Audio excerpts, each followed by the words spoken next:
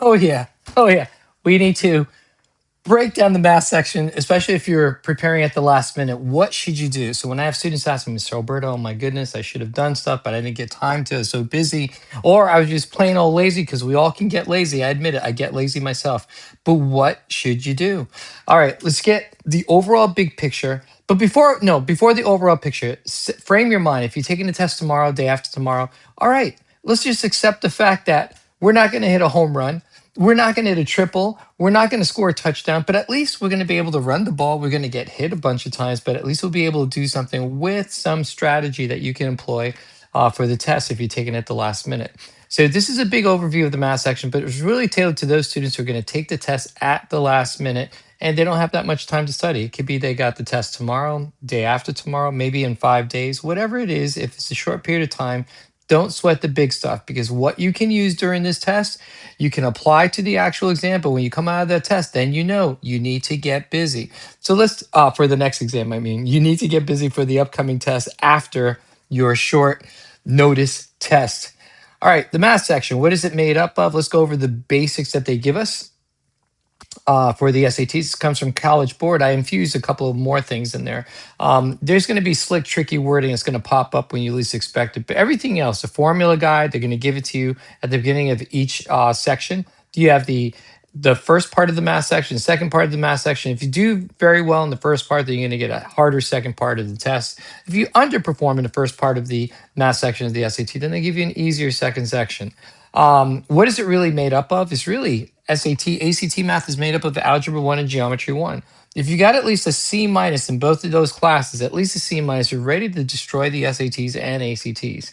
See, the SAT and ACT, they deal with like a bubble of SAT math questions that's only Algebra 1, Geometry 1. But then I have those students who are like, but Mr. Alberto, I did see Algebra 2 in a test. Think about Algebra 1 with your class, right? Remember the last few weeks of school, your teacher went over the last few chapters of the book and it introduces you to Algebra 2. So the test makers have designed to test both tests. They've designed a test so that students can take the test sophomore, junior year and not have to wait until senior year when most students take Algebra 2. So really you're seeing an introduction to Algebra 2 or pre-cal that you'd normally see at the end of Algebra 1. All right, next part. This is the breakdown that they give us in College Board. I just summarized it for you guys. The key point that I want to make clear is that, again, there are two 35-minute sections. You're dealing with 22 questions per section, but when you add them up, is 44 questions, of which 4 are going to be fake questions that are not scored. Why do they do this? Because they're trying out questions that they might use in a future exam. They just want to see how you guys would perform on those. I don't think it's fair that they give you 4 fake questions because I believe if you answer all 4 of those fake questions correctly, they should give you extra credit, but they don't. So let's just accept it for what it is. They do the same thing in the reading, by the way. You can read the rest of this stuff to yourself. If you need hard copies of stuff, you just let me know and I'll make sure to send it over to you. All right, now you got a test day strategy cheat sheet. Yes, it's a cheat sheet for test day. This is what you do in the math section. It's very simple. I'm going to make your life easy. I don't want you stressing out thinking like you have to get the best score possible. You don't.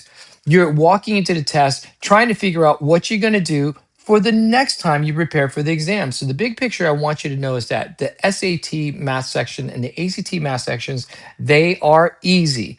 If you're a 2.5 GPA student or a 4.999 GPA student, it's going to be easy for everybody. But everybody in low GPA, high GPA, we're all in the same boat. We don't know how they're throwing the questions at us. We just have to get familiar. All right, the most important thing, you're going to have to practice what we're talking about. Step 2, you should be spending 20 to 30 seconds per question to answer the question correctly. So which questions will you be answering correctly more than likely? They're going to be your easy questions, your medium level questions, and then your hard questions are going to give you trouble. Now, if you were to spend 20 to 30 seconds for easy, medium level questions, then you build up time for the hard questions. So any leftover time that you have, you might have up to a minute and a half per hard question. You guys get it? But you have to be dedicated to staying within 20 to 30 seconds per easy, medium level question. But since you're preparing at the last minute, we don't know what is easy for us and what's medium. But I can tell you what the SATs consider easy and medium, and then you guys can try it out with the little drills that we have lined up for you. Step 3, know your fundamentals. The SATs is made up of fundamentals of algebra and geometry. Got it? Just basic fundamentals like solving for X, solving for Y, quadratic formulas, area of a triangle, line theory, just basic ding dong rules. So, an easy question, yeah, I'll give you an example. An easy question would be simply, what is 5 plus 5? And we know it's going to equal 10. What's a medium level question? A medium level question might be, what is 10 divided by 5 times 10 divided by 5? I mean, divided by 2. And then what is that going to be? Oh, 10 divided by 5 is 2, and 10 divided by 2 is 5. So therefore, our answer is going to be 10. Now, a hard level question is where they make it, when they take basic easy parts, one easy part, a second easy part, a third easy part, a fourth easy part, four different basic components, and they smash them all together. It's crush, crush, crush, crush. And that's how they make their hard questions. We'll see some examples when we get to them. Now, the next thing, you get to bring up to two calculators to the test, right? But you also get to use Desmos during a test. But you need to know when not to use Desmos. Yes, you can use Desmos and you can use a handy dandy calculator, but don't forget that the tests have been designed so that you don't need to use a calculator. Yes, that is true. The math section of the exam, you don't have to use a calculator, but of course, you're going to feel better using a calculator because you feel safer answering questions. The most important thing is please do not hug questions. If you practice what we're talking about now, then you do a little bit better. You feel more secure taking a test in short notice. But you got to know that after you take that test, you've seen the test. Now you know what you need to do to get ready for the next exam. And when you need help for that, all you have to do is contact me at ondsat.com. All right, the samples of the math questions that they'll give you, you have data analysis. These are two sample questions of data analysis. You can stop or pause the video right now, take a look at what the questions are asking and say, oh, snap. All right, that's interesting. Another type of question is going to be the heart of algebra. Pause the video, take a look at what's going on here and say, that's interesting. Then you can take a look at advanced math. This is the types of advanced math questions, just two. These are considered hard questions, by the way. Each of these questions are considered hard questions that I'm showing you. You can pause the video, take a look at the question, see if you can handle it. And this is your additional math topics. If you see anything difficult on these four different types of questions, then you know you need help with the SATs. But I'll guarantee you, bet money, seriously, that each of these questions are very easy. You just need to practice a bit more. So if you're taking a test the next few days, and we know we can't handle these type of questions, then what kind of questions are we going to be able to handle? The most important types of questions you're going to be dealing with is going to be algebra questions and advanced math questions.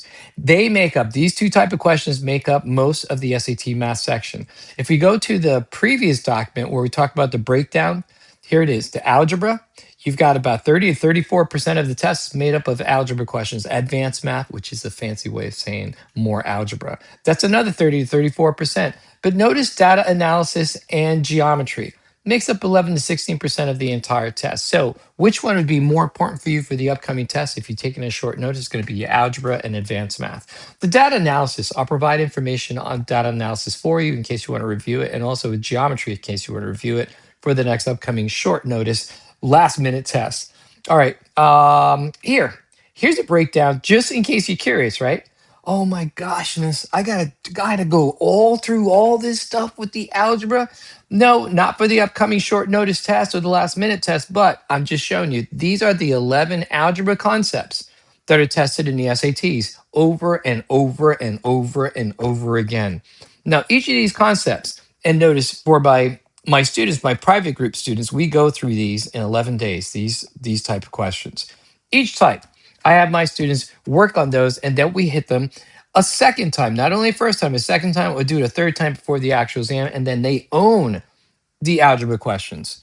They still might be a little loosey goosey in a couple of the tough questions, but that's okay. We're not trying to get a perfect score. In what we try to do, we try to get scores that gives you access to more scholarships. That's it. Oh, what's advanced math like? You have 10 different concepts that are tested over and over again. What's data analysis all about? You got 8 different concepts that are tested over and over again. And then you have geometry, 8 different concepts. So if I can get you to at least understand the basic information for algebra, advanced math, data analysis, and geometry before tomorrow, day after tomorrow's, or in 5 days SAT that's coming around the corner, then you're going to feel better taking the test. We talked about This is you right now. This is before you do some true real test prep. And this will be you after, when you got like 5, 8, maybe up to 10 weeks to prepare for the next exam that you're going to take seriously. Or you can be like this young lady right here, looking all busted, all chewed up, right? What's that word that I was trained on? Chuzzy, looking all chuzzomatic. Oh, and this is what you'd look like taking the SATs after you've done some serious prep about 5, 8 to 10 weeks before the actual exam. So, all right, so we're not going to know how to apply makeup, all right? Or so we're going to wake up looking all busted. It's okay, man. Let's set our expectations. You're not going to take the test with last minute preparation thinking that you're going to hit the ball of the park. All you're going to do is feel much more comfortable knowing that you're going on a fact-finding mission to know exactly what you need to do. So don't be scared. Don't ever be scared when you're taking the SATs. They're not meant to be afraid of. Remember, the SATs and ACTs, they're big bullies, but they're really, let's say, they're fake bullies. They're really little bunny rabbits that are afraid of you because you're the one going after the dollars. If you see test prep as going after scholarship money, then you'll take the test seriously. When you apply to college, you're going to see how much it costs to go to those colleges. You're either going to be the student who's going to take out loans and owe money for the next 20 to 30 years after you graduate college, or you're going to be the smart student who will find that free money before you graduate to pay for your first 4 years of college. All right, guys. Again, if you have any questions, you know how to contact me. You can contact me at 786-877-7231. Oh, yeah, I'll write down the number in case you didn't catch that. That's 786-877-7231. In case you have any additional questions or need any access to any documents. All right, peace out. Take it easy and follow on to the next video about your algebra.